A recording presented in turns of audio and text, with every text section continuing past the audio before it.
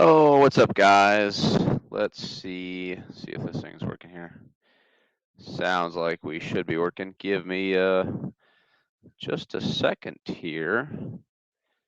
Got a new phone, so I gotta go through and set things back up. Kevin S, what's up, guys?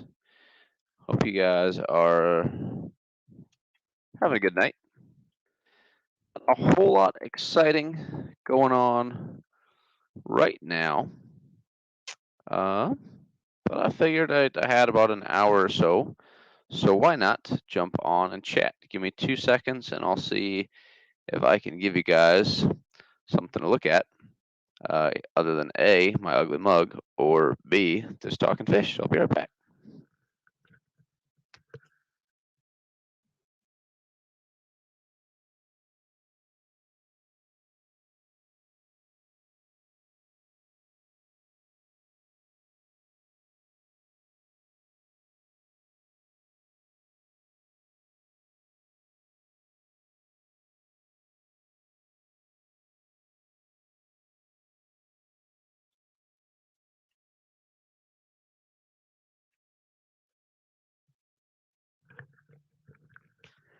All right, S said the sounds good. Kevin said the sounds good. I'll go ahead and let's see if this works.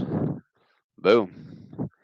See, it's been a long time since I played this game, but I think I still remember how to do it. So, if anybody wants to chat, I know the gals are going over on their stream, and I'm not trying to take away from Shanna or Deb or Jess, but this is all the time I got right now this evening. Past couple days been fairly busy. Obviously, I'm home, which is pretty exciting stuff. So it's definitely nice to be home. Unfortunately, that means a lot of catching up on little projects around the house, as well as a lot of catching up on fish tanks and chatting with you guys. So, if I can pin this, we'll see if that works. Sounds like, other than me sound like I have a cold, you guys should be able to hear me. It's crooked as crap right now, but we'll deal with it for now. That's what you been up to, brother. How you been? I know we stopped by, or we chatted a little bit. I jumped on for maybe 10 minutes last week to say hi to folks. Talked for a few minutes. Vinoxky, what's up? Thanks for stopping by. Kevin, thanks for the compliment. It actually, you can still see a lot of algae in this. I'm working on. I made a couple videos. So the tank, my wife did a great job taking care of it, for what I asked her to do. She kept water in it, kept the fish fed, and dosed some ferts.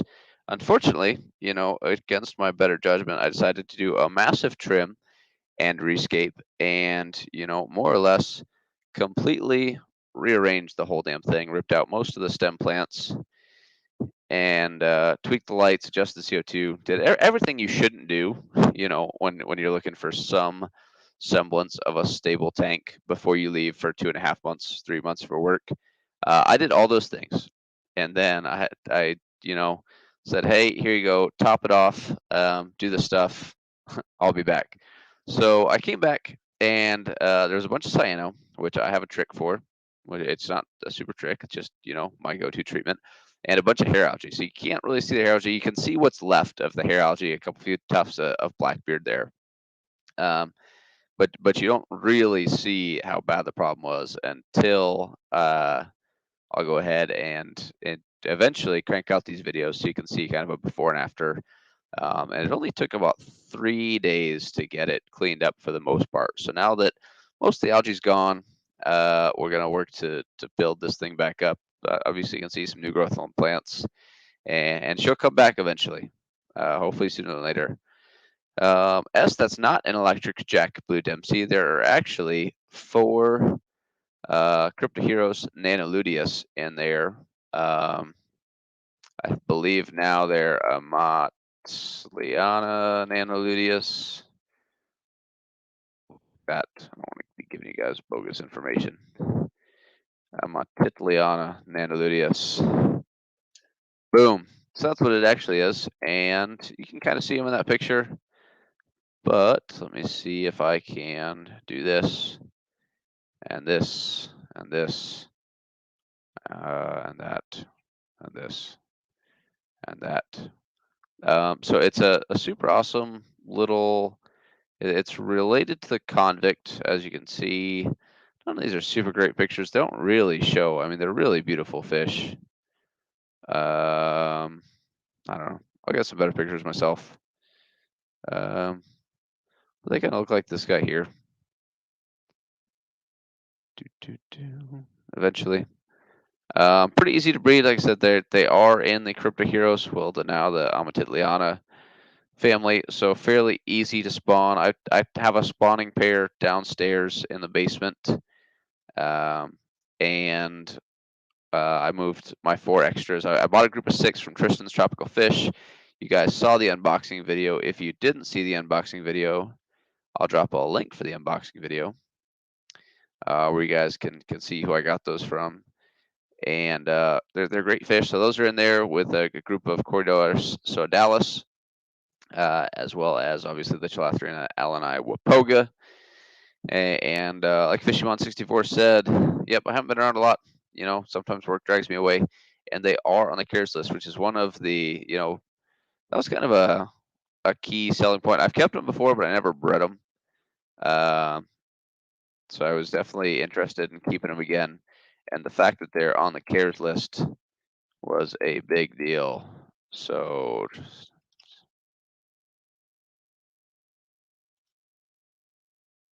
yeah, they're a super fun fish.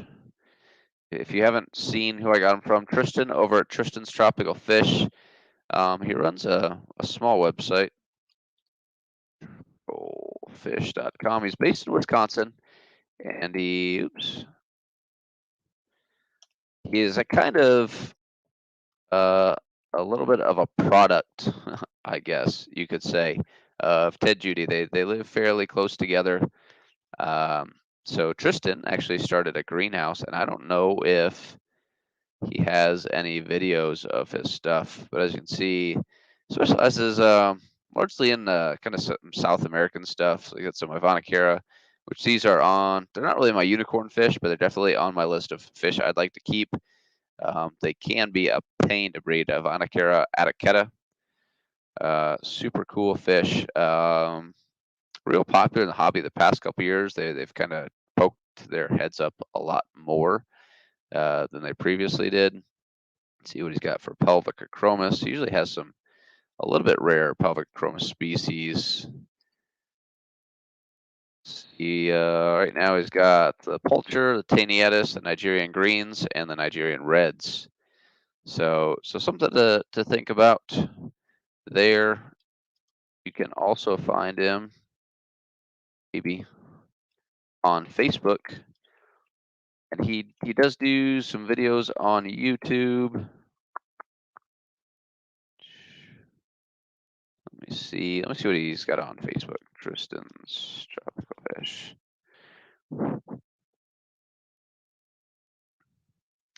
Right here, so go boom, boom, share this. We'll show you the other screen.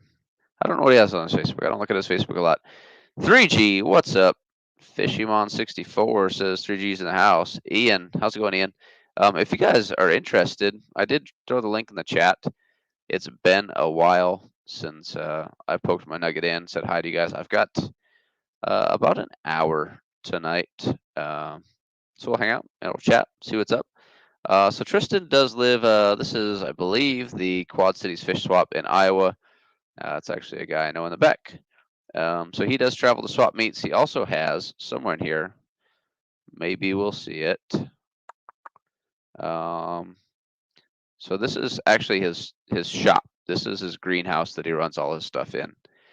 So it's pretty awesome setup he's got going there. He's super great at packing and shipping fish. Real young, ambitious guy, so I would not hesitate. He doesn't have a ton of variety right now, but I wouldn't hesitate at all to go shop and get some fish from Tristan over there. So, Fishy Lips, Atkin, Lori, what's up? Hey, Lori, how are you? Ian said, "Whoa, what's that cichlid? Which one, Ian? Which one are we talking about?" And we'll figure it out. Help me help you right now. 4 people watching. Yep, that's what happens when you don't stream on YouTube forever. And then you know, as many people as there are that stream, people are streaming over the top of each other all the time. And the gals are going over on the other channel. So they have, I think the ladies have like 60 people watching over there. But we're over here. Thanks for stopping by. Nothing against the girls. Like I said, this is just when I have time to chat and stream a little bit. So maybe people pop over here. Maybe not. That's okay. Lori, hope you're feeling better. Hope everything's all right. Ian, that is, it is a convict-looking one because it is in the same family. So Cryptoheros. This is Cryptoheros nanoludeus or Amatitliana. Nanoludia is the new name. Heros Nanoluteus was the old game. And I did get those from Tristan over at Tristan's Tropical Fish. I originally got 6. They were fairly small. He said he couldn't sex them out yet. And I ended up with, for sure, 1 pair. And I know I have 2 males and maybe a sneaker male and for sure a female. Stunning looking fish. It is. And like FishFam point out, it's on the cares list. So if you can breed that bad boy and share it to your friends, that is much appreciated. So SS, what's the plant behind the rock in the front right? So as you guys look in the stem plant, it is just some rotala variant. I don't know if it's H-Ra or just a rotundifolia. They're all rotundifolia, right? Thanks, Fishimon. We'll catch you later. So rotala rotundifolia is just basically a giant family with a bunch of different color variants in it. And I've had several variants over time, so I couldn't tell you exactly which one this is. I think a lot of the times the plants, somebody has it grow a slightly different color in their tank, so they think they have a new strain and they slap a name on it, and then everybody loses their mind over something with a new name. So yeah. So as from this angle, it looked like it was growing. It's not growing on the rock. There's space. This is my 125, so it's an 18-inch deep tank. So there's some space between that front rock and back rock. I'm still not happy with Escape. It'll get redone eventually. I don't know when. I'd like to see it to get it cleaned up and actually get it to a point where it's fairly mature before I rescape it, just to see, you know, maybe I can plant it and get it looking a little bit better. So behind that rock is a Rotala rotundifolia variant.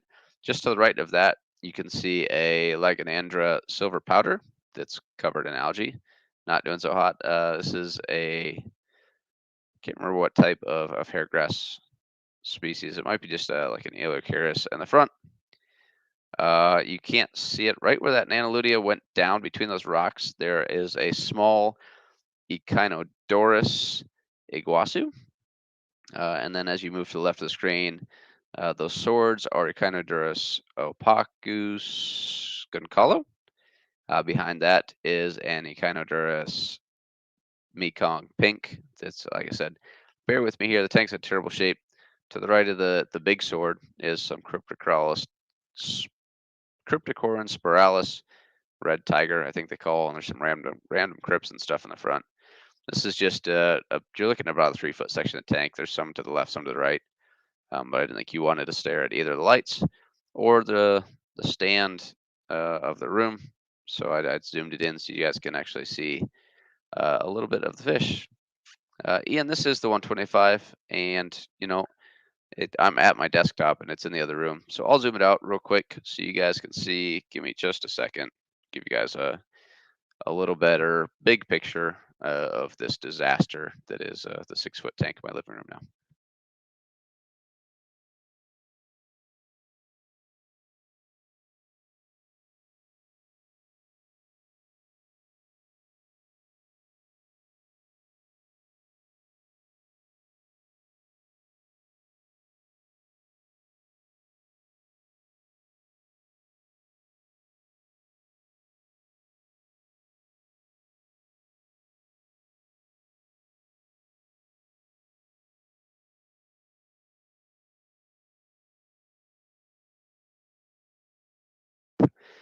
I backed her up a little bit so you guys can get a little better feel for it. It does have, so right now it does have a little more balance. I think the rocks are too central in the middle. And the plan is to detract from just being one central focus point in the middle, is to grow some of those bigger swords out. Once those swords get, healthy again, there's some Echinodoris Socarno in the right side, and that's a like Mikang pink on the left side. So it won't just be one focal point in the middle. So we'll have some different options to look at. More hardscape S, I don't know. I may. We'll see. So instead of a hardscape, I think it'll just be a more pronounced planted scape where I'll have some more defining features. Once those swords, when I can get them turned around, they'll definitely take up a little more attention.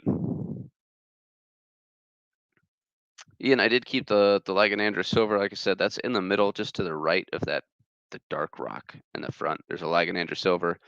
Off to the left, this is kind of a field, more or less. You can easily see the Echinodoris Goncalo, and then in front of that and scattered around it, there's some different lags. There's some Bleeding Heart, some Chocolate, and then some Crypts. I think there's some Neri Rose and Maiden in there. There's some Jacobensi. There's some Queen Vandun. So a few different crypts. Some of the crypts are super cool. I'm not huge into crypts, so I can't tell them apart, or don't take the time to tell them apart, or keep them separate. So I just, I trade stuff to my friends and get stuff back, and then it kind of mixes together, and we see what happens in this uh, glass box of water and fish and critters. So, um, so it does have, this tank has two Aquatop CF 500 canister filters. It's tempered. I bought it used. It's tempered. I don't have a good way to drill it and run overflows for a sump. I'd love to run a sump on it. I honestly, the more I use canister filters, the more I hate them. But I got a steal on the whole setup, so I do still run the canister filters. They're okay. They're not super great. One of them I clean about every 6 months. The other one I just cleaned for the first time in 2 years since this tank got set up. So I did make a short video on that. And step one of having a fish tank is either live by yourself or have an extremely patient and understanding significant other. Because my wife wanted to kill me. She didn't.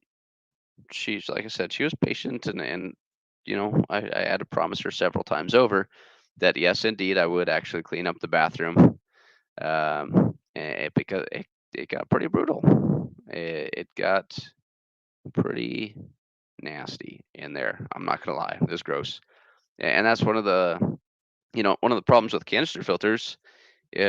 One problem is kind of leads to a snowball effect. Canister filters are kind of a pain in the neck to clean.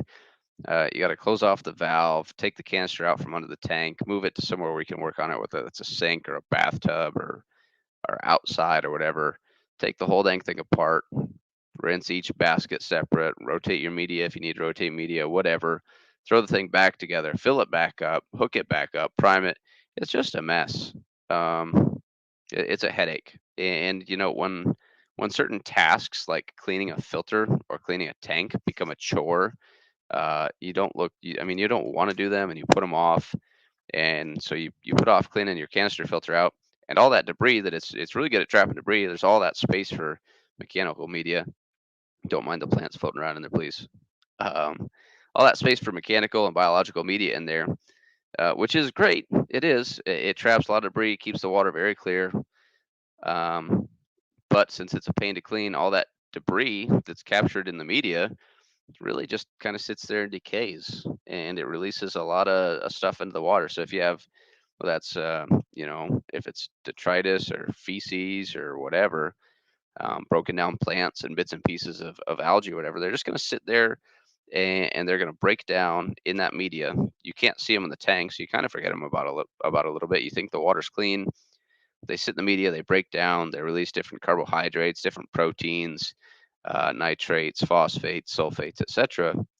So over time, that canister filter is just becoming a source, more or less, of immeasurable nutrients. You don't know exactly how many nutrients it's putting off.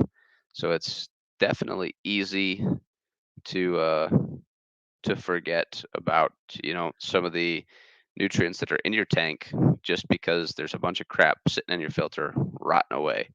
Now, hang on back is a little less efficient. It's a little more unsightly, but it's a hell of a lot easier to work on, man. I can leave that hang on back filter running and just pop the basket out and throw the basket in the sink and rinse it out quick. So it's a lot easier to maintain. So I think people tend to run into fewer problems. Terry, what's up? I think so. For any of you guys, I did pin the link at the top of the chat. Anybody's welcome to come up and chat. I'll probably be on for another 45 minutes or so. Just wanted to catch up, talk to you guys, give you guys a glance at this mess of a tank, and we'll see what we can come up with. Xanadudu, what's up, brother? How's Minnesota? So the weather in Iowa the past couple days has been in the mid 50s, but I haven't double checked for myself. I heard that it's supposed to get cold as crap shortly here. So we're looking at so it almost hit 60 today. Wednesday, Thursday in the teens, not terrible. Lows down in the negatives. Friday, Saturday, Sunday, Monday back into the 30s, and then again into the teens mid next week. Mid 50s, take it. Mid 50s isn't bad at all. We've actually been fairly fortunate, and it's been a mild winter, right? So we've had 1 or 2 cold weeks here, and by cold I mean like -15, -20, and like a 30-mile-an-hour wind. Like that's pretty cold to me. But it's been so dry, and I mean I'm not a farmer or rancher, but they're gonna be hurting in the spring. We're gonna be if we don't get a lot of snow in the late part of this winter, there's going to be a lot of people hurting because there's just no moisture around, and there's going to be some upset folks. Luckily, my house doesn't rely on any of that for income or for any sense of stability. But drought is definitely going to be a problem this year, and it sucks. Maybe we'll get a lot of a late winter snow, but I'm just not seeing it yet. I mean, hell, the other day, obviously I'm far away from Colorado, but even Colorado has had an extremely dry winter. They were freezing their butts off and had a giant forest fire at the same time. So that is, about as unfortunate as you can get. I don't know. We'll see. I said I hope we get some moisture, but obviously out of our control. We just hope and pray to the abominable snowman. That's it. That's all we can do, fellas. So, so what's shaking? What's going on? I every now and then I would catch a little bit of a stream here and there while I was gone for. I said internet quality over there was tolerable. It wasn't great for for being on streams. I could watch some YouTube videos. Quality was usually a little bit lower just because I wasn't roughing it per se, but definitely didn't have all of the amenities that we enjoy back home for sure. So pull that mic away a bit. All right, Terry.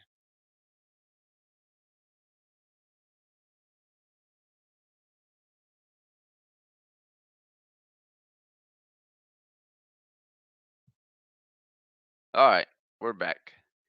Sorry about that. You guys should have said something earlier. I don't like to listen to myself talk, which surprised me that you guys like listening to me talk, or maybe don't. Maybe just tolerate it. So I don't usually have the sound up at all. So if I'm breathing in the mic or whatever, I need to just get like a nice microphone or something. So if I'm breathing in the mic or sound like a mouth breather or doing anything obnoxious, let me know. So, Terry, you can't kill me that easy, man. I know you guys have been trying to get rid of me You got rid of me almost for a couple months, but now I'm back. Now you guys got to deal with me some more. And like I said, Terry, I don't know. Maybe you're busy playing with the birds, taking care of the wife or something. But the link is tagged up in the top of the chat. You guys are more than welcome to chat. Would love to catch up.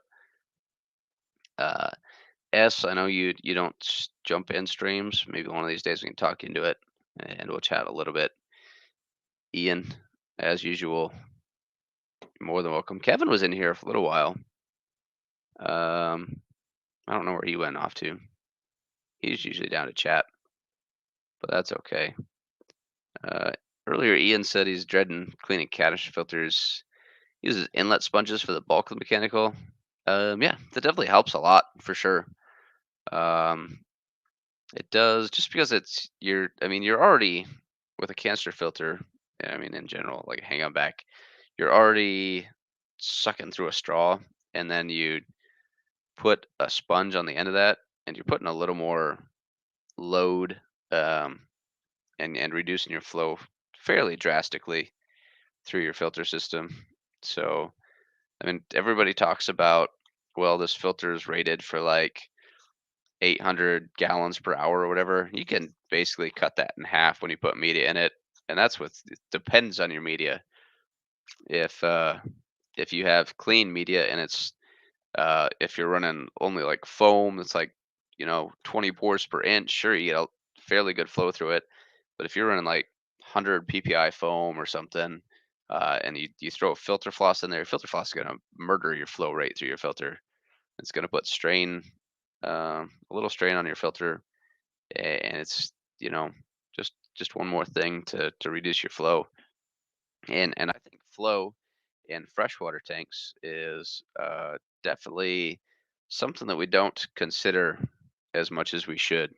Saltwater people put a strong emphasis on flow through the tank, but not so much on the freshwater side. I do think it can be detrimental. And I'm saying it's like a major cause for people's problems, but I think it can be. It's definitely a contributor. Alishan, what's up, brother? What's going on, man? Hey, what's up? Sorry, getting everything tripod set up. Good. All right. What's going on, Mike? Not a whole lot. So the 125 is a disaster, as I expected it to be. Get home, but I hit it. I've got a video I'm trying to cook up a little bit. So it had cyanobacteria, and my go-to for cyanobacteria is Boyd's Chemiclean. So I'm not usually like the chemical route type person to fix algae problems, Yeah. but Yeah. Me too. Chemiclean is magic. Chemiclean will knock out Yeah. out in like 24 hours, and you'll never see it again in the tank ever. I love it. Terry, what's Yeah. shaking? Dude, what's going on, man? Nice to see you on live again. Hey, where's your hair? Are you hiding the hair? Yes, I'm hiding the hair. Oh, did we shame you into putting the hair away for a while? Yes, absolutely. So, yeah, I see the lights are out on your tank. My lights were actually out for a while. I turned them on when I turned the stream on, just so you guys had something to look at other than my ugly mug. Yeah, it's 10 minutes to 10, so I turn the lights. The lights have been out for quite a while, actually. Yeah, mine usually go out at about 8 o'clock. So usually on from maybe 10 to 8. So not terribly long. I gotta reset my timer. I unplugged it for a while. I'm doing it manual, which just means I gotta plug in something. All my lights are on one circuit, so Right. But I used to run my lights with a siesta in mind, where I'd have them come on super early in the morning so I could do my morning feeding before work, feed fry or whatever, and then they would shut off and then come back on closer to a time where I got off of work at like 3 o'clock or so, and then run them till about 8, 9 o'clock. I got to reset that all back up. Yeah. And we killed him again. What happened? I don't know. He's gone. Yeah, right where you guys were talking about timers and lights, the two tanks over here that are actually on a timer, just shut off. This tank we're looking at's on a inline timer, and it goes off in about 30 minutes. I try to not have all the tanks go off at once. Stagger them all out so they're not like shocked into darkness. I keep a few overhead lights on, so they don't. I mean, it's not totally dark, but yeah, I definitely understand what you're saying.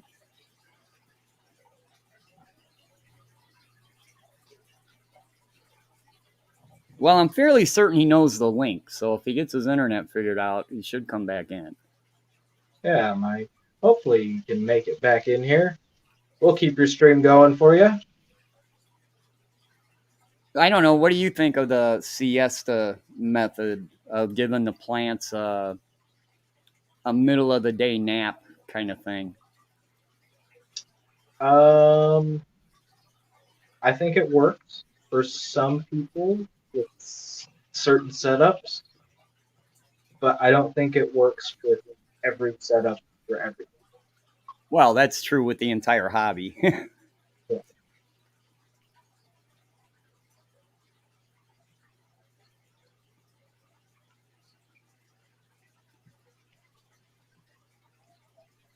I don't know. I like the ability to feed the fish in the morning and then, you know, have the lights on when I come home. Sorry about that, guys. I broke myself. Oh no! Let's go and fix this now. We had a funny feeling you'd be back. Maybe. Whoops. You guys hear me all right now? Yeah, we hear you. Yeah. You guys are stupid quiet. Hold on. I broke it. Broke it all.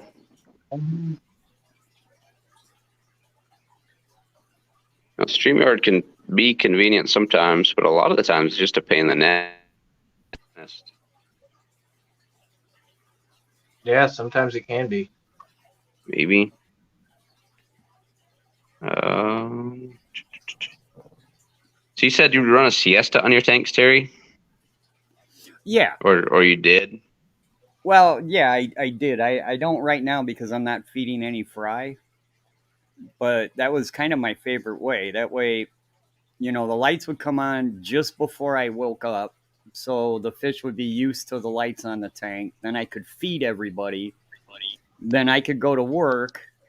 And then when I got off of work, 8 hours later, the lights would start coming back on. And the lights would be on by the time I got home. Yeah. So I know some people, like, I don't know, a split photo period like that, like, I mean, obviously no problem. Some people like the siesta idea for a planted tank. And that was originally that was based on the idea that if your plants weren't using the CO2 because the lights were off, that it would, accumulate, and then you'd have more CO2 available if your plants and lights turned back on. A lot of that has been kind of disproven a little bit from a plant growth perspective. And I could honestly see that, to be honest with you. I definitely understand that. I did it as a convenience standpoint for feeding fry, and plants were a secondary. Oh yeah, for sure. Thought. I said some people just like in general, even though I think people are slowly getting away from the whole Wallstead thing.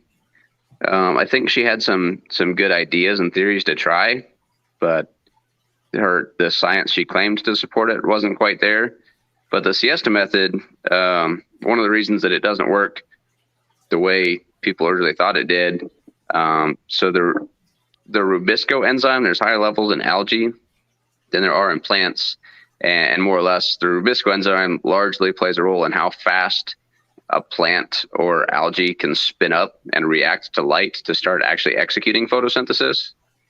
Right. So there's higher levels in algae. So algae actually can spin up faster. So by shutting lights off and then turning them back on, you're really giving the algae the upper hand and the first access to any CO2 that may have been built up or any nutrients in the tanks, because they can react and start executing quicker. And hence the look at a lot of my tanks. Well, I didn't say your tanks look bad. No, I'm just saying there's a lot of algae, and Yeah. I 100% agree that there's definitely something to that. So it's just, like I said, it's a common misconception, I think, that people, you know, unfortunately, I don't think Diana's book or the quote unquote method that people like to loosely follow is going anywhere anytime soon. And I think it's good. It's fine and dandy to experiment with. But I think people need to understand the correct science behind it in order to be somewhat successful with what they're trying to accomplish. No, and I like the way you explained that, because just like S was saying, S said, I feel like siesta would benefit a lot with CO2. But if you have that extra CO2 and, as you put it, you know, the plant's ramping up to be able to use it, if the algae is going to use it first, then what's the whole point of going through it? Yeah. And I mean, I don't know.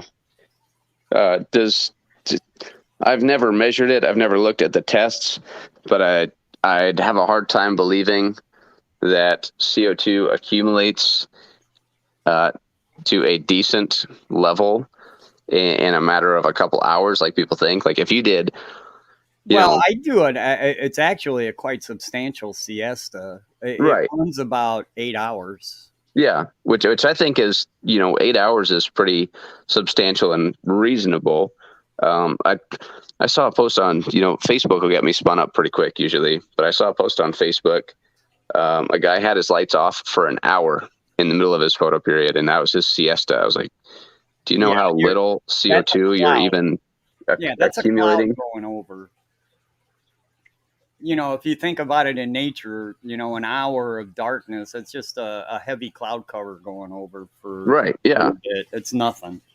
And I mean, generally, a natural body of water, due to, various factors, whether it's atmospheric CO2, a ton of surface agitation, decaying stuff down in the substrate, will put off a lot more CO2 in a given hour than your tank. Your tank is such a small closed system, and there's so little really going on in it generally, that you're not going to see much CO2 put off into the water column.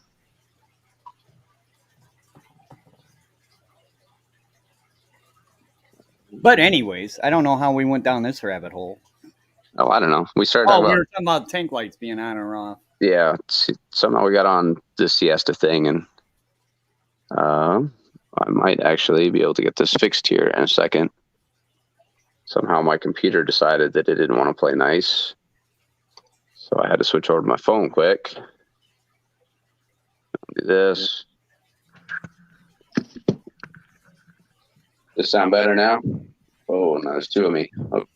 Yeah. One of me's enough. I promise you guys don't want two of them.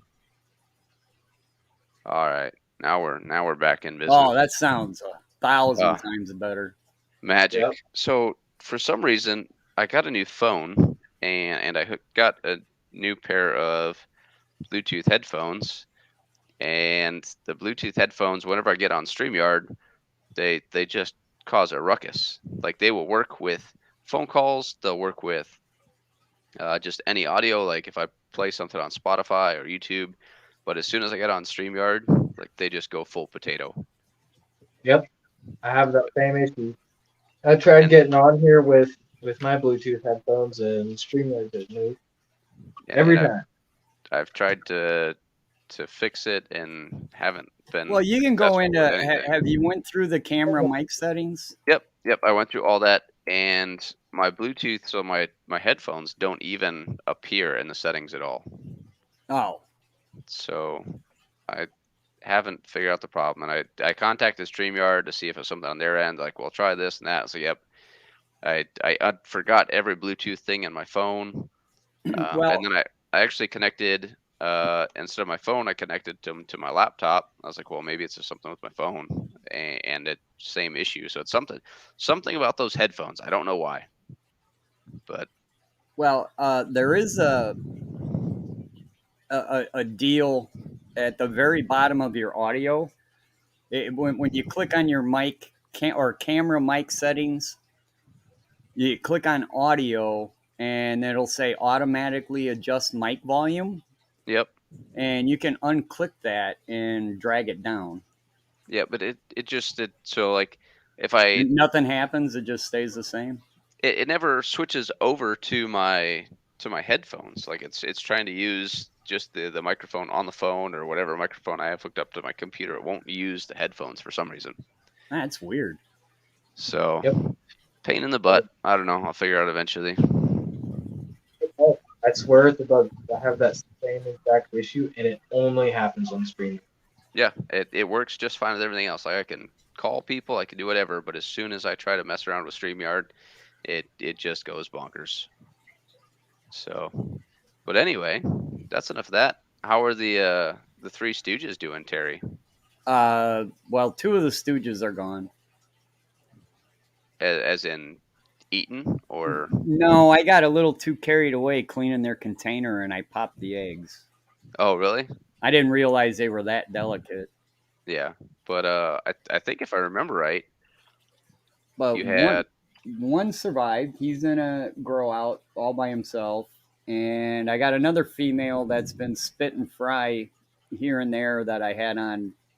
I did a live stream and people got to see her spit them out for a little while and then she sucked them all back in. But in the meantime, the hemichromas had a field day on a couple of them. A couple of the babies didn't make it. Oh yeah. Well, that's unfortunate. Well, I'm not trying to breed them right now. It's just, I got to take that tank apart. I've been talking about it for days and days, and I got to do something with that tank. It's turned into a hodgepodge instead of an actual breeding tank, and Yeah. I just got to do something with it. So I'm not breeding fish right now is not even on my radar, so I really don't care. I just kind of wanted to show the development. I thought it looked kind of cool, but Oh, I no, got to that's- get a better camera setup for it. That was super awesome to see, like the actual eggs in the container. I said at that stage, I don't think that's something that many people get to see.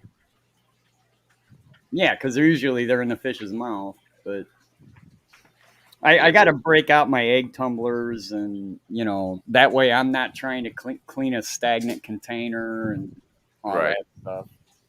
You break out the egg tumbler and have it sitting in there and do a zoom in. It'll probably look a lot better.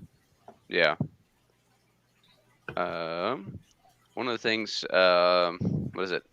Mark's Aquatics actually has some videos of like he took some super tiny videos of like baby Cory fry, like right as they were hatched out and stuff. Yes, I'm sure you've seen those, but that was pretty cool to see. that actually was. Foxy Fishes doing those were just incredible. And what I liked most about it wasn't necessarily watching the egg develop, because that's a fish that develops inside the egg. I was waiting to see all the other microscopic life, and oh man, there was just all kinds of weird animals that you never get to see. It's kind of entertaining to see just what pops up. Oh man, oops, sorry guys. Boop. Get rid of that real quick. And then I was on with Mr. Gromby the other day, and he had a full-fledged leech going across his tank, and he didn't see it, because he's not looking at the tank, Right. And I'm like, dude, you got a leech in your tank, and he totally freaked out. He's never seen a leech in a tank before, evidently. I don't put a fish in there. Watching, what is it? Absurd Planet. I think it's on Netflix or something. It's a kind of an entertaining show. It's fairly informational, sorry, but it's still pretty quirky. And they had a big old like a hammerhead type leech cruising around on there. It was. I mean, I've heard of people having problems with those getting drug in from outside their yards and stuff somehow, getting in their tanks. And Brian from Pepper Creek, what's up, buddy? How you doing, man? He's talking about the ones that the Corridorus that I watched recently. Oh, really? Okay, cool. They name their fish, where all mine are just named Bill. Well, mine don't have names at all. Well, that's the only name I can think of when somebody goes, "Oh, what's this fish's name?" It's Bill. It's a decent little go-to. I was so I jumped on, maybe half an hour ago or so, and I saw that Shanna happened to be on with the ladies. So I listened for a little bit and then decided that this was the only time I'd get to stream every now and then. So I popped up a stream quick and we're chatting. I still say there should be a man cave stream as well. Man, we can make it happen. So and we've got what, like 5 people watching right now, and I think Shanna had like 60. Well, they're girls. Duh. Well, I don't, nothing against them, nothing against each one of them, but I can't listen to just girls talk to each other for very long. And like I said, that's nothing personal against the 3 of them. You're just saying you have a low estrogen tolerance. It's I've got one in my house full time, and that is more than enough. Love my wife to death. Don't get me wrong. Love her to death and love talking to her. But I have a fairly low tolerance for estrogen and shenanigans.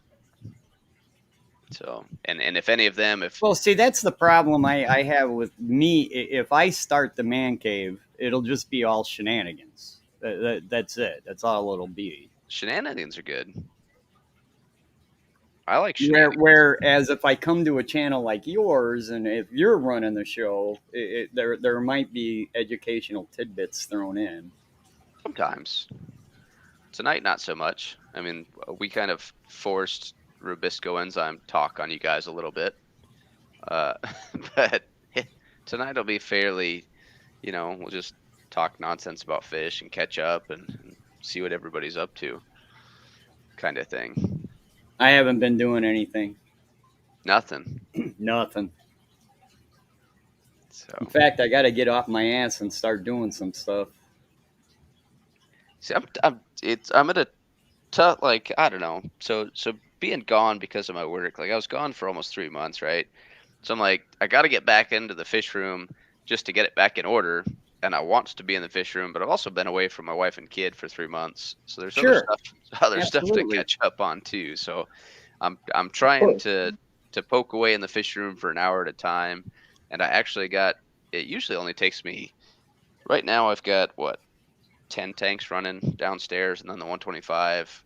So even when I had 25 tanks downstairs, I could do a 50% change in all of them in under an hour, not including the 125. But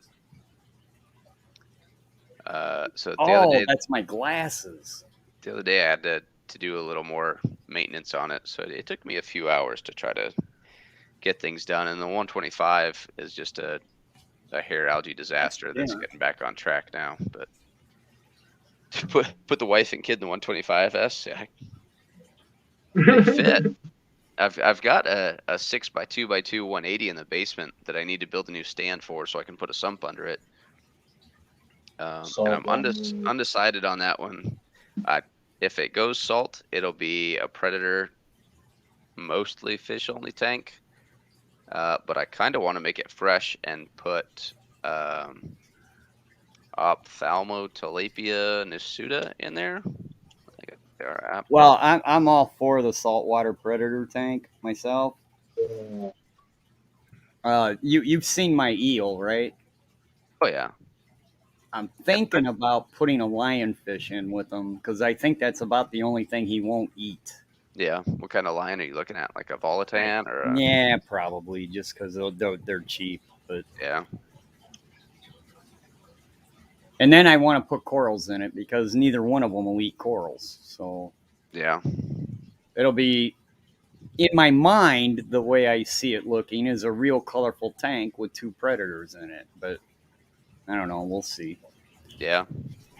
I've always wanted to do a small tank, like a small cube or something, and put like a fuzzy dwarf lion in, and That's an incredible looking fish. It really some is. just some of No, the the the dwarf predators, because usually when you think of like a predator saltwater tank, you think like big buffers and stuff. And I mean, there's actually a lot of small fish that if you can find them, they're kind of hard to find, Sure.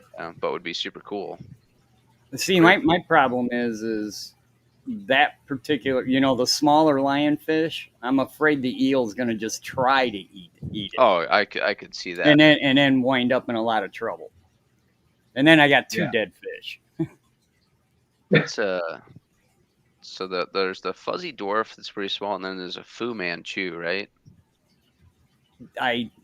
You know what? I don't know. I'm not super familiar with my lionfish, Yeah. but the Fu Manchu one is the one that's got the flatter head, and then the Fu Manchu, how it got Yeah. its name, and they Right. don't get that big.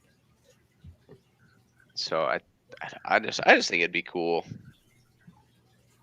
So just something different, or like the idea. I was looking into it more and more, and I mean, I've seen one in person at like an aquarium, but like a tank for a frogfish would be cool. But I think actually watching the frogfish most of the time would be quite boring.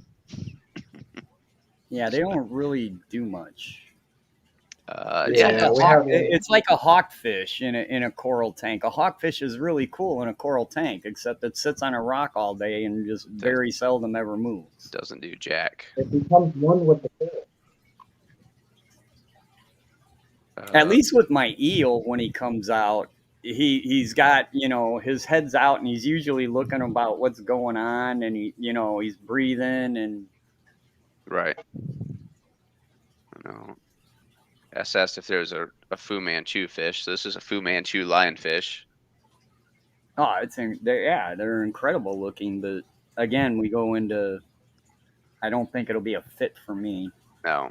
And then fuzzy dwarfs. I think Fu Manchus are just more unique, but I think fuzzy dwarfs are just a prettier fish in general. I think it's a little more intricate looking. That's not a fuzzy dwarf. But Hey, Danny came in. Danny. Hey, Danny, what's going on, man? Yo! What's up, What's Danny? up, Danny? How you doing, brother? I've been I was watching you yesterday on Drew's stream for a little bit, getting grilled in the old hot seat. And a 10-inch toadfish. That's pretty. I want to I've get a never seen marine. one. A toadfish sounds like one of those fish that if you step on it, it's going to hurt a lot. Oh yeah, and so up in Sioux Falls, they have the Sertoma Butterfly House in Marine Cove. So if you're ever passing through Sioux Falls, they actually have a pretty decent little cool fish setup. They've got a ray touch tank and stuff, and like an 18-foot long reef. But they had a predator tank set up for a toadfish. Like you look at it once, and once you find it dug down in the gravel, you're like, oh, that's cool. And then it sits there for the next 4 hours and never moves anywhere. It's like, that's not a fish I would ever keep. It's cool to say you saw it, but that's about the extent of it. So unfortunately, a lot of the predator fish are like that. They're boring most of the time. So Yeah, I think I would agree with that. The only freshwater predator fish I think that's always on the move is like an arowana or something like that. yeah, They just never stop swimming. They're just always on the move. I was watching a video, or not a video.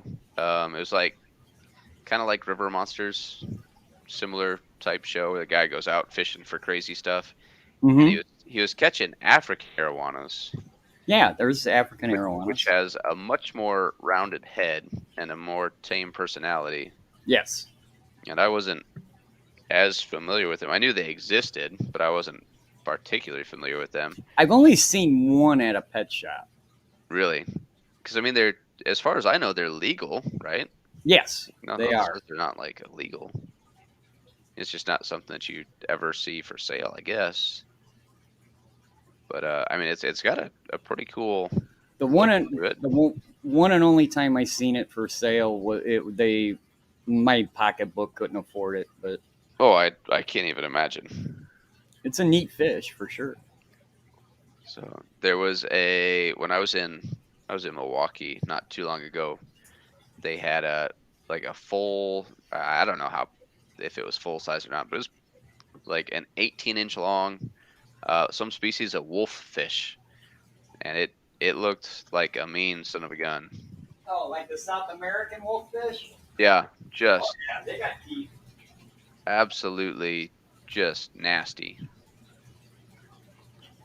So not something that I would screw around with anytime soon. It just looks like, I like eels. I had a snowflake eel for a while. Um, and I actually had it. I got him when it was maybe 6 inches and kept him in a little 28-gallon BioCube, thinking I'd keep my 75 reef that I had at the time, and then ended up getting rid of the 75. So I got rid of the eel. But eels are super cool. They have a ton of personality. The last fish I'm ever gonna think about getting rid of in this fish room is my eel. I'll tear down every other tank, but I'll keep him for. I'm dying with that fish. Oh yeah, they are You just super bury awesome. it with me. A buddy of mine, I don't know if he still has them anymore. He lived in Des Moines, but he had a pair of the dragon eels. If it's the one I'm thinking of, like the ribbon style eels, they're hard. They're hard to keep.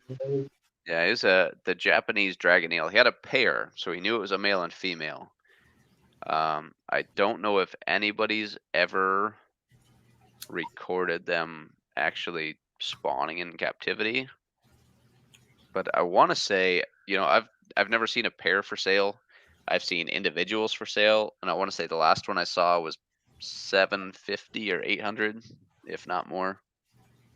Yeah, I'm not 100% sure what fish we're talking about. I'll show you a picture here. Doop. Shoop. Shoop.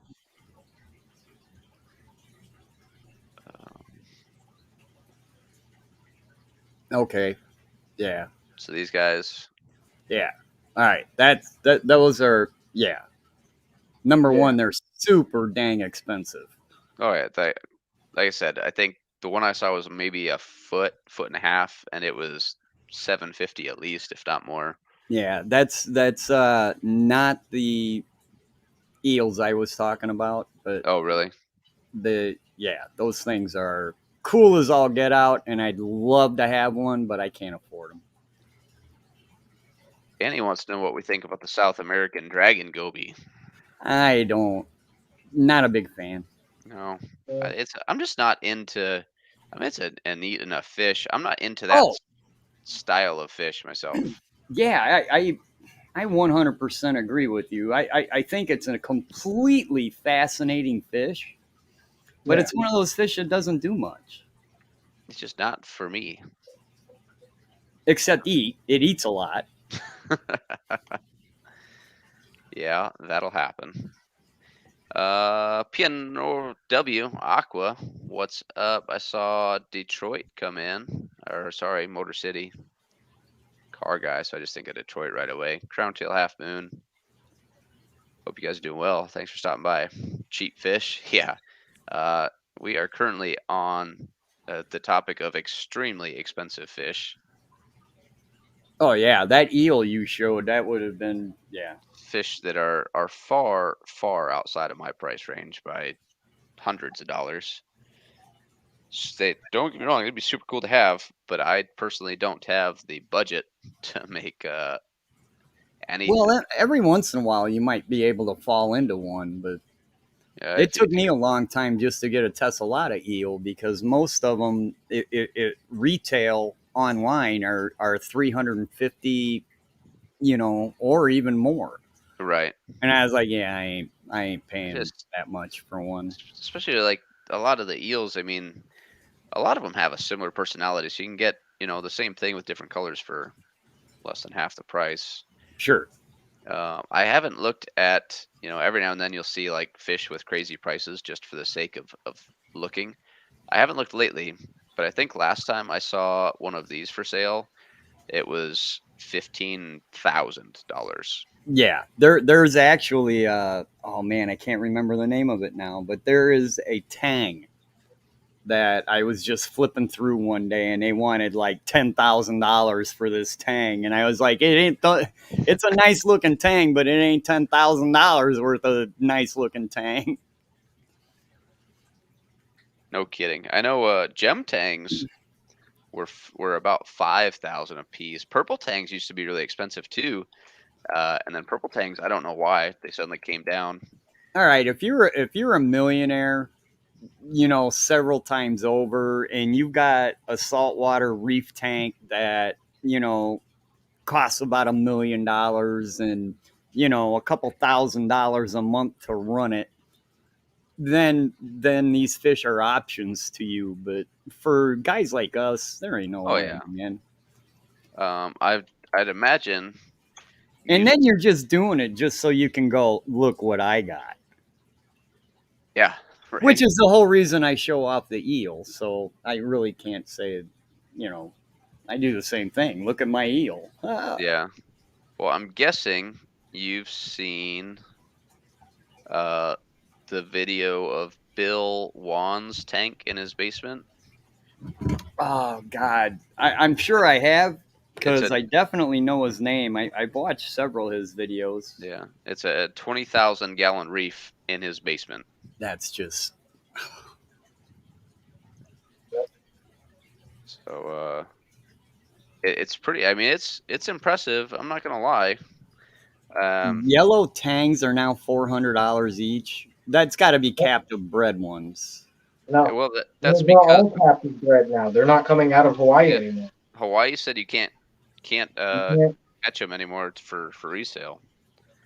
So the they're price eating went up. them. You can go fish them and cook them up.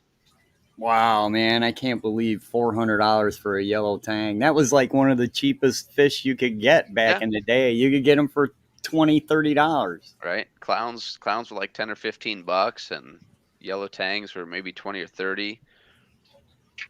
So not the case anymore. I'm not Unfortunately. I'm not spending over $200 for any of the surgeon fishes. The Tangs. I honestly think one of my favorites that I've seen is the Achilles Tang. That's a pretty fish. I don't know what's it technically called, like the orange shoulder tang or something.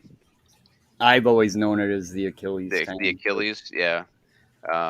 It's just the Achilles, and then powder blues are kind of assholes, but they're probably just based on looks one of my favorites that's easily available at least.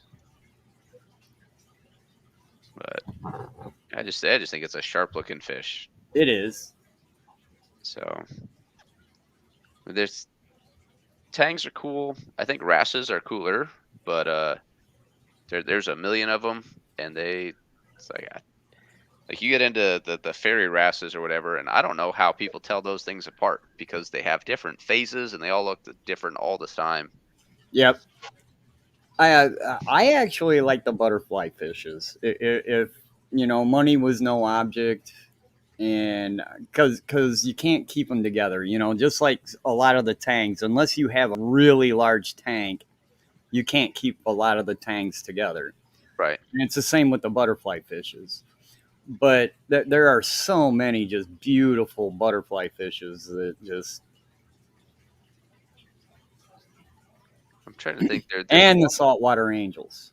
One butterfly I have in mind, but I cannot for the life of me. It's got like almost a checkerboard crosshatch type pattern on the side. None of those. Yeah, that. No, this guy. No, that guy's close. But like I said, saltwater fish, they have different phases that they go through. So it's what a fish looks like one year may be completely different than what it looks like a Yeah, year did you later. see? Remember those videos that came out maybe, I don't know, 7, 8 years ago, where people were posting pictures of a baby batfish?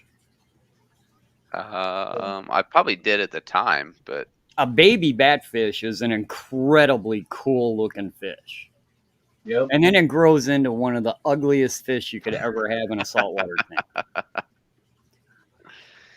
funny how that works. Yeah, it's crazy. Crowntail said, "Do you guys see an avenue to start breeding them?" I think that's when we were talking about yellow tangs.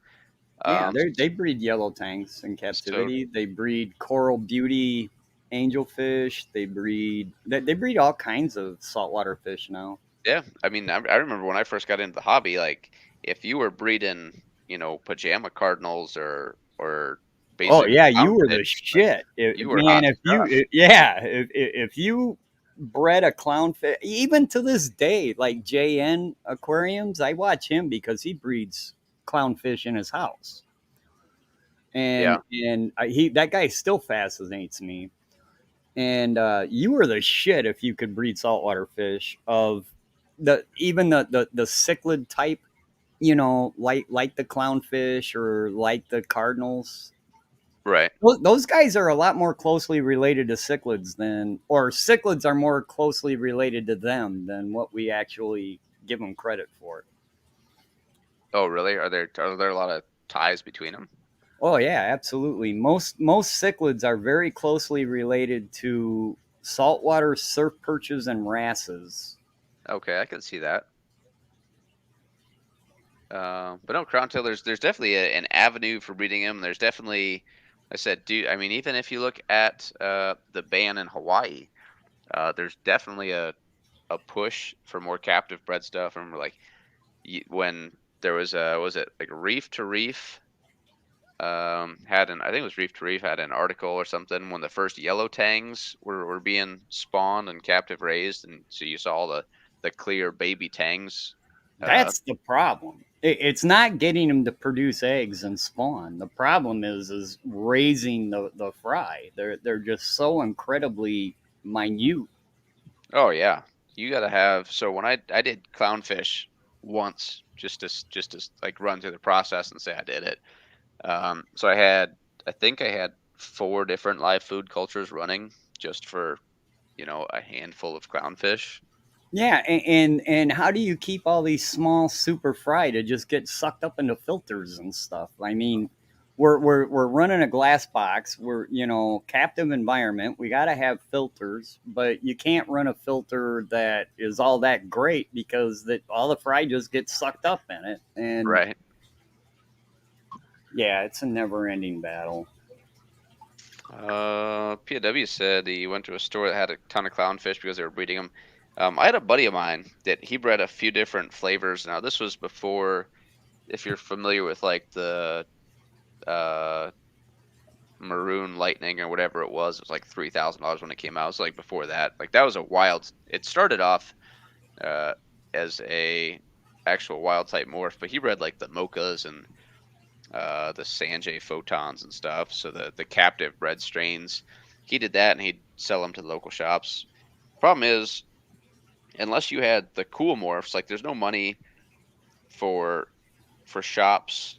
Uh, It's all you have marketing, man. you have to be breeding the hottest stuff. It's cheaper.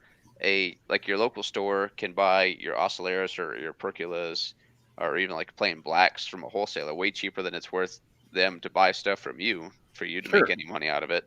Well, that's why I got out of African cichlids. The whole African cichlid hobby went exactly like what you just said.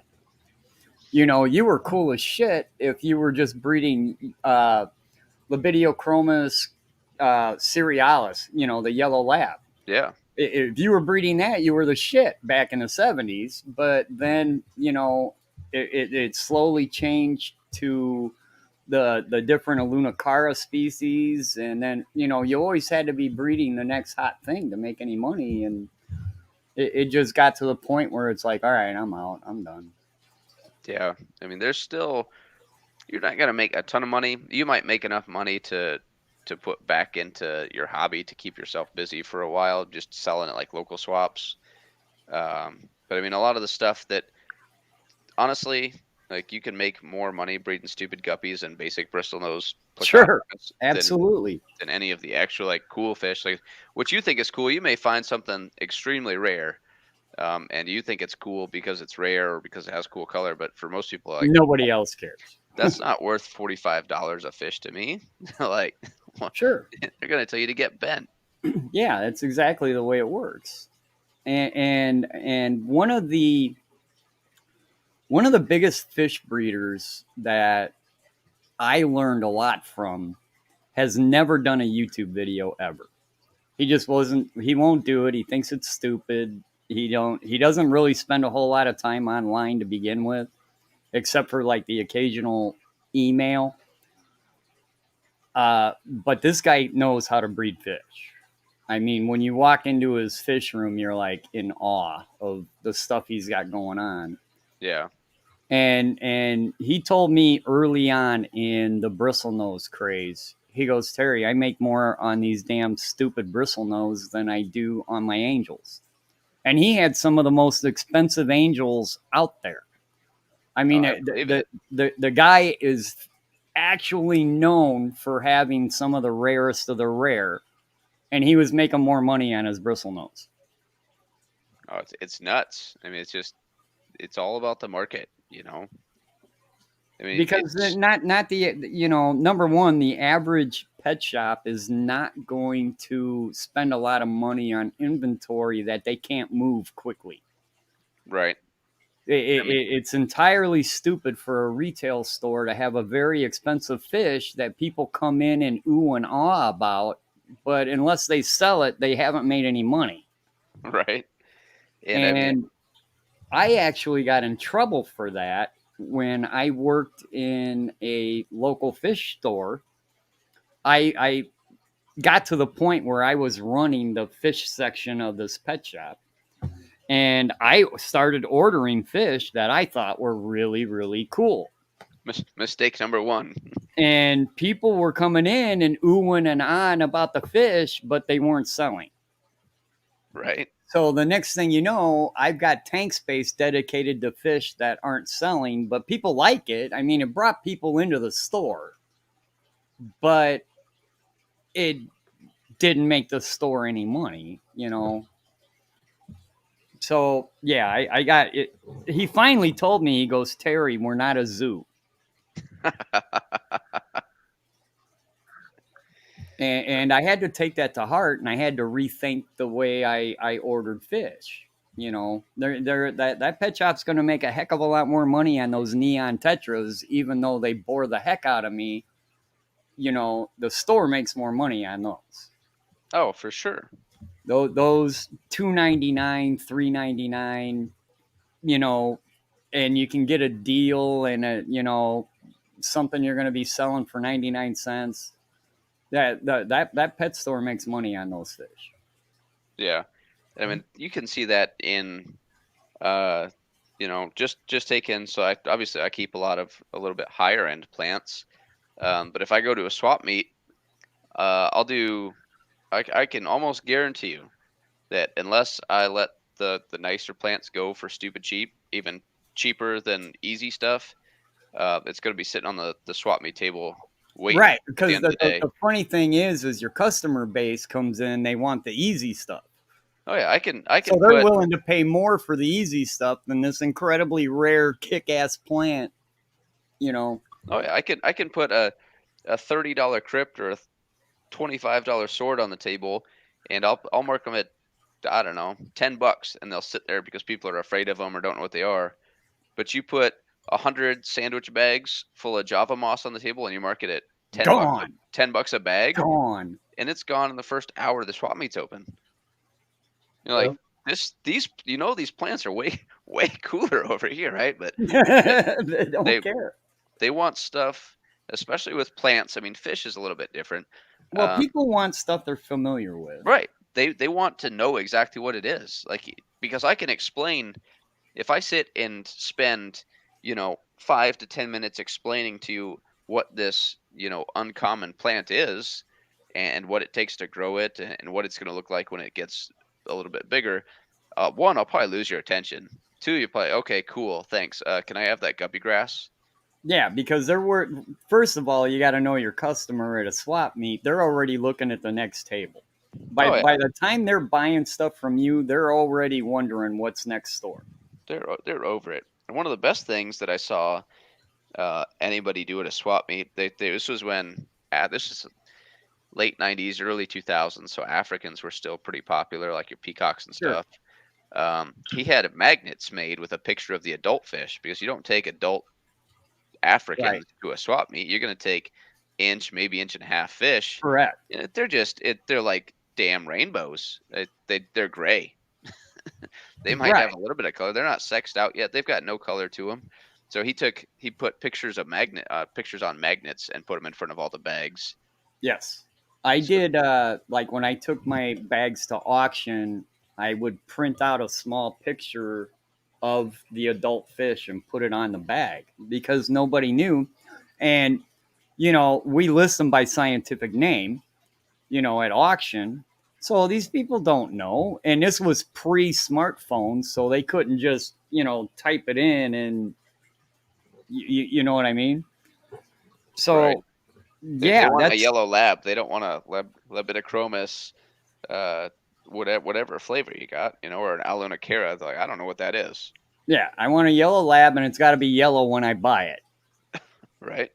Which is cool about the reason the yellow lab was so popular is because it is bright yellow from the get go. Right. It definitely gets brighter through different stages and depending on mood, but it's a yellow fish. You can tell it's a yellow fish from almost get go. Once they're at 1.5 inches, they're yellow. That's Right. why they were so popular. That's why a lot of the Mbuna, like crap, I'm drawing blanks on names now, but a lot of the Mbuna, is it a bluefish? Is it a bluefish with the Demasoni, for example? The reason its popularity was so good is because it had the blue and black stripes from the get go. Right. At like 2 inches. 1.5, 2 inches. It had that characteristic body look. The only thing that their downfall was is their little freaking murder machines. But Right. Well, it was funny because this was, maybe 10 years ago now, but Pseudotropheus solosi popped up, right? And nobody had really seen him before. And this guy's like he'd bring them in and like they're yellow fish, right? And one of them would turn blue and get their stripes as it became right, so exactly. common. It's like, are you sure you sold me all the same fish? Yes, I did. I promise. You said they'd be yellow, or you said they'd be blue, and this one's yellow. The first ones that did that were the Lombardoi, Pseudotropheus lombardoi. The what is it? The males turn yellow, and so they're basically born with light blue with jet black stripes, and then the males will turn bright yellow. Yep. And people would come into the store and complain, going, "You sold me the wrong fish." And I'm like, no, one's a boy, one's a girl. And then once they learned that, they were cool with it. But, they just didn't know that. Yeah, that's why. I don't know. This as well as anybody else in here, probably like trying to sell rainbows. You're not gonna wait, a year and a half to have a colored up rainbow before you try to sell it. People are like, oh, it's a gray fish, cool. And if you go to a swap, you'll see all the people that are breeding rainbows. They got those big displays behind them now with all the nice colored up fishes, and that's the only way you can move them. It's just bags and bags of gray fish. Even people that are into rainbows, like, I mean, I know a little bit about rainbows. I'm not a professional by any means.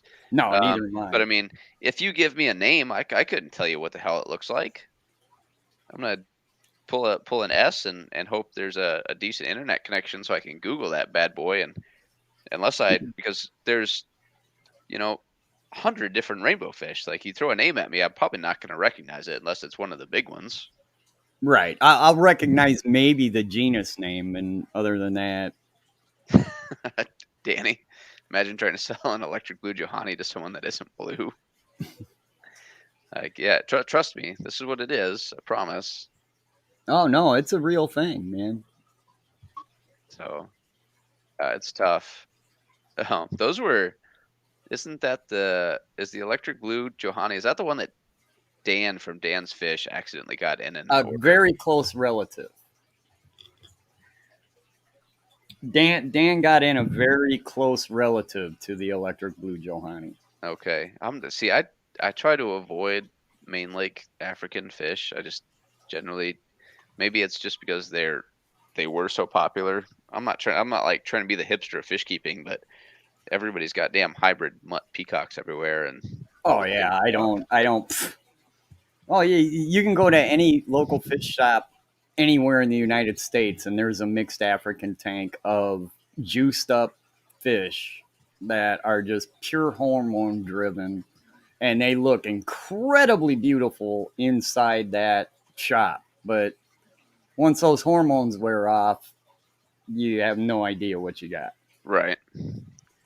So I don't Now the Africans I have, they have to interest me, and I give a crap less whether I spawn them or not. They're because they just interest me. You know, it's Right. like that. You know, I was able to find an adult group of those Pseudotropheus, Yep. and I'm happy with that group. You know, I'm cool whether I spawn them or not. That's inconsequential. Did I don't know if I've shown you or not. They're just starting to get color. Let me see if. So I got a group of these. I'm pretty sure I've shown you, but maybe not. Oops. Oh, the Xeno. What is that? Xenotilapia? No, that's a No. Pseudocrenolabris species, dark ventral. It doesn't have an official name yet. You know, you can see why I said Xenotilapia. Oh yeah, for sure. It's a little shorter bodied than a Xenotilapia. Xenotilapias are a little bit longer. Yeah, Um, yeah. So this is like Pseudocrenolabris, like the colsi or the multicolor Victoriae. It's a relative of those guys, but it's from Lake Mwiru. Is that one of those, dude? I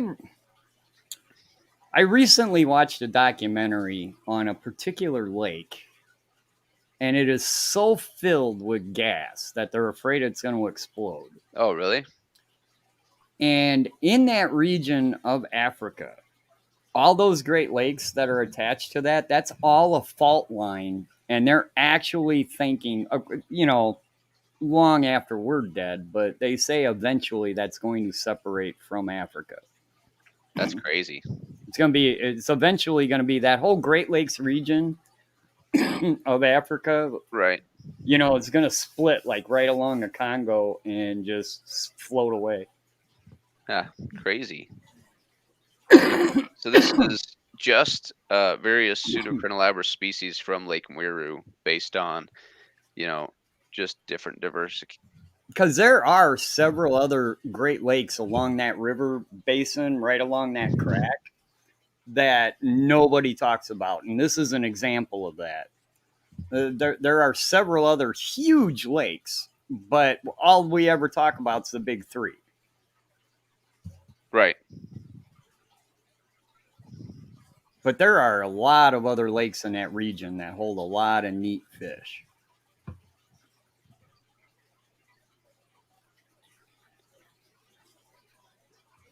Yeah, so I'm big into, like, the riverines are cool. You know, like this Lake Mwiru, it's got some cool, like these fish. I think a lot of the species in this chart here are the Where variations. is Lake Wuru? Mwiru. I am right. It's right along that Congo line, right? We look How it in the up. hell do you spell it?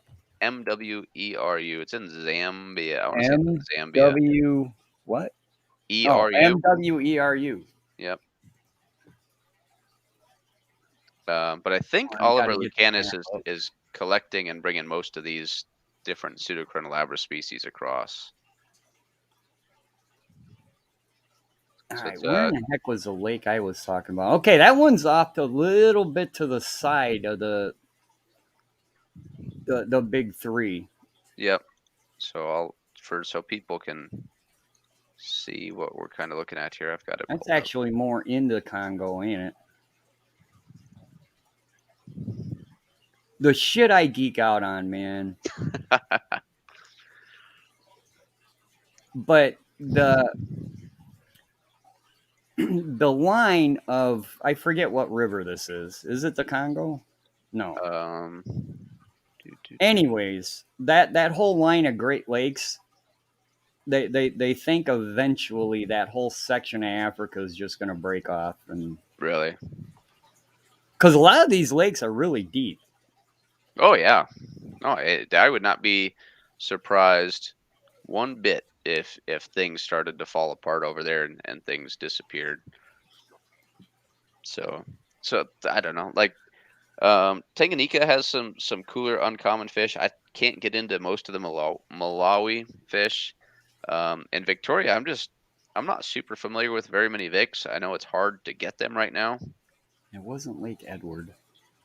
God damn, I'm trying to figure out what lake this freaking was now. It's going to drive me nuts.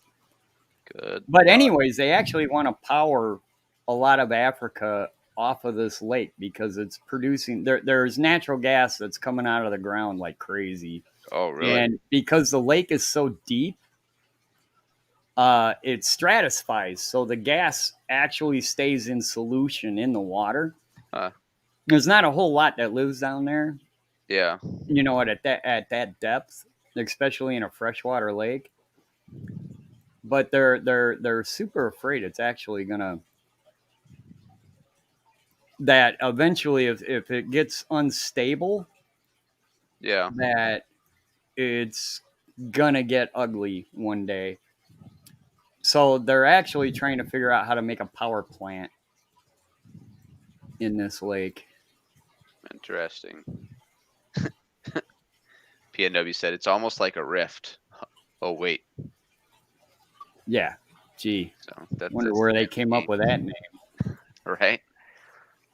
But yeah, it's definitely interesting to look into the actual like geography, I guess, of how species are differentiated and develop differently. But Yeah, because 90% of them they can take, well, they can pretty closely take back to one central ancestor, you know, from lake to lake to lake. And then it's just isolated populations at right. that point. You know, an isolated population grows differently than another one. And if they never come in contact to each other, they split off.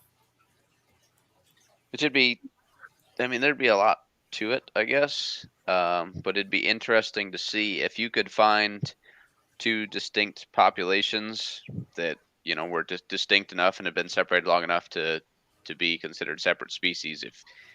If you reintroduced them, I mean, I'm sure it's Would been they go done, back to their central ancestor? but how closely they'd look to like previous, you know, Yeah, I get what you're specimens and saying. stuff. But And I bet you, tell you the truth, it probably wouldn't take that long either. I don't think so. Not, see, that's the problem with, you know, I've taken a lot of flack off of talking about guppies, but if you keep mixing guppies, you'd be surprised how fast you can wind up with just a mutt wild looking guppy if Right. you're not careful. Yeah. It doesn't take that many generations at all. Yeah. So what you got going on over there, Ian? What you got in there? You got all kinds of stuff. All tons of stuff that shouldn't be together.